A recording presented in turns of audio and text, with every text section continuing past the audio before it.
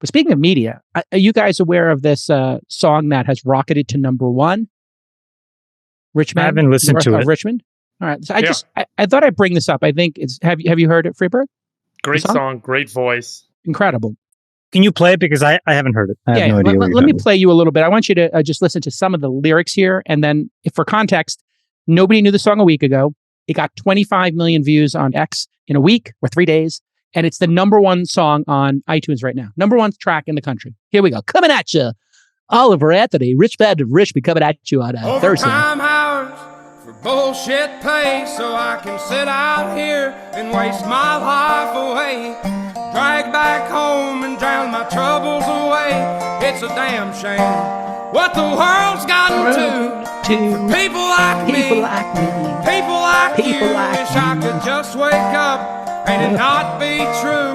But it is. Oh, it is. But it is. Living in the new world. With an whole soul. These rich men north of Richmond, Lord knows they all just wanna have total control. Wanna know what you think, wanna know what you do, and they don't think you know, but I know that you do. 'Cause your dollar ain't shit, and it's taxed to no end. Cause the rich men, north of Richmond. Incredible. When you hear the song, I saw that Sax was getting into it. This is a popular song. He's crooning the American voice. Absolutely. I'm into it. It's the 80 million people who voted for Trump. That, if you read the top YouTube comment, it's the 80 million people that feel like they don't have a voice that, Trump was speaking to. He sounds like Wesley Schultz of the Lumineers. It's a beautiful voice. But obviously the lyrics are what speak to people, and he just delivers it so well. Let's do a little all in for the first time, a little cultural, what would you call this? Appreciation of the lyrics here, or an analysis. I've been selling my soul, working all day, overtime hours for bullshit pay. So I can sit out here and waste my life away, drag back home and drown my troubles away. It's a damn shame what the world's gotten to for people like me, people like you. Wish I could just wake up and it not be true, but it is. Living in the new world with an old soul. These rich men north of Richmond, huh? Lord knows they just want to have total control. This is a key line. They just want to have total control. They want to know what you think, Sax. They want to know what you do. And they don't think you know, but I know you do. And so what's happening here is the author of the song, the lyricist, is saying, this is about big tech. This is about the CIA. This is about the FBI tracking us. And then thinking that we're schlubs, that we don't know they're tracking us. They don't know they're tracking the worker man. But the author speaks to the listener and says, I know you do. Just let it sink in, huh?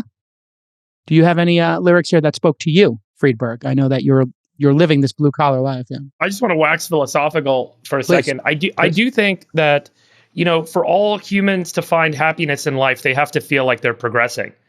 And if folks are not progressing because of challenges they face in the world, there's always an orientation that the system isn't delivering to me the things that it was supposed to deliver, or the system is rigged and corrupt against me. That's been the case for all of human history. It's certainly the case today. And with, you read Thomas Piketty's book, Capital, he speaks so much about wealth disparity in an era of globalization, in an era of technification, in an era when the world is seeing some people have extraordinary gains, but most people not on a relative basis. And that voice speaks to a system that is preventing those folks from finding that path in life that they believe they're due and that they think is obviously something that everyone should be born to be able to pursue. I think it's beautifully said. It's beautifully said. It really speaks to the core and the heart of what people term this populism. I hate that term, but it's a lack of progressivism. It's the fact that folks don't feel like they can progress, not just in the US, around the world today, but really the US voice is so strong and so loud on this point. It's why Trump was elected, that the system, whether it's the companies, the people, the institutions, the large federal government agencies are preventing folks, clogging up, giving people, not delivering to the people the things that they said that they would, and not enabling them to progress on their own. And I think that's really this song encapsulates the emotion of that feeling so well. I think it also, I think that's what's going on. yeah, it's beautifully said. And I think to build on that and bring Chamath in here, there's something unique about the American spirit that we're never happy, that we're always striving. And I think this also encapsulates this, and if you look at the European spirit, specifically Italy, where you are right now, there are people who very much enjoy life and accept life and have maybe a little more peace and happiness and aren't trying to, upgrade to get the latest version of whatever it is, car, boat, house, iPod, whatever. And it's super interesting, this lyric, because it shows this frustration. And if you think about the frustration, Freeberg, to your point, we have the lowest unemployment in the history of this country, in our lifetime, I should say, and wars aside. And when we have 10, 20% unemployment in certain groups, people complain about that. People complain about their retirements. We complain here about our portfolios and our equity positions and them being down. Everybody in America complains. It's why we are so successful, is because we never accept it and we never actually take a moment to smell the roses. Chamath, any thoughts on that? And then I'll just read some more lyrics and then go to sex. I don't know how to reconcile all of this with the other part of America, which is you pull yourself up by your bootstraps and the system still roughly works. How do you make those two things work together? It just seems like one cohort of people says the system is rigged. Another cohort of people say, if you work really hard, America will give you a better chance than anybody else. And it still does. And it still does a better job than it ever did. And there are umpteen examples that they'll point to. So who's right? Is it that they're both right? I think it is. I was about to say, I think it's both right, Sachs. You could have a group of people who are unhappy with their current condition. And there are people from around the world who look at America and say, I want to be part of that system. If only I could be in that country. In fact, all three of your parents, Freeberg, Sachs, and Chamath, said that.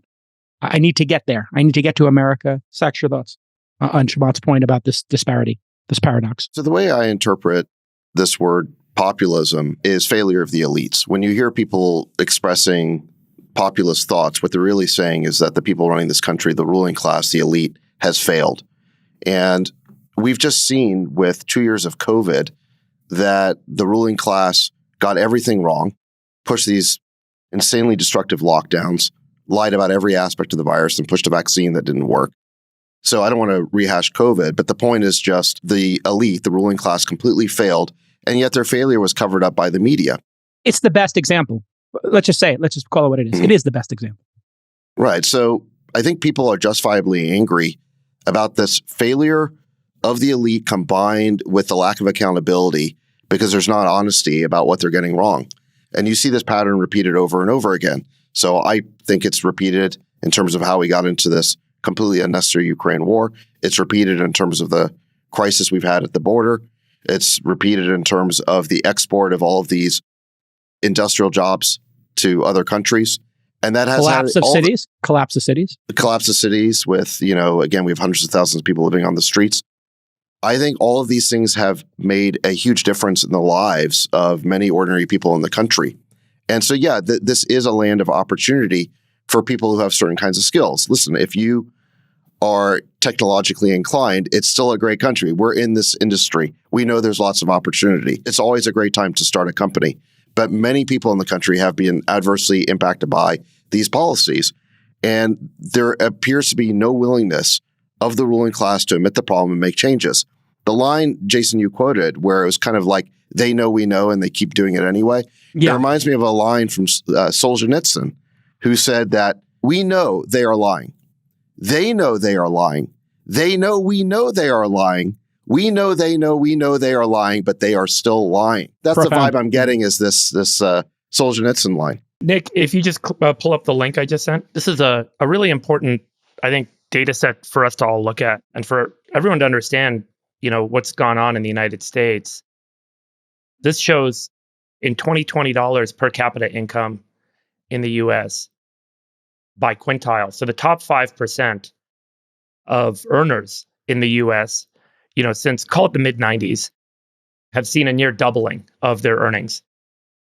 The top quintile, which is the top 20% of earners in the United States, have seen their earnings climb by 60% since that time period. But the rest of America, the other 80%, have been flat.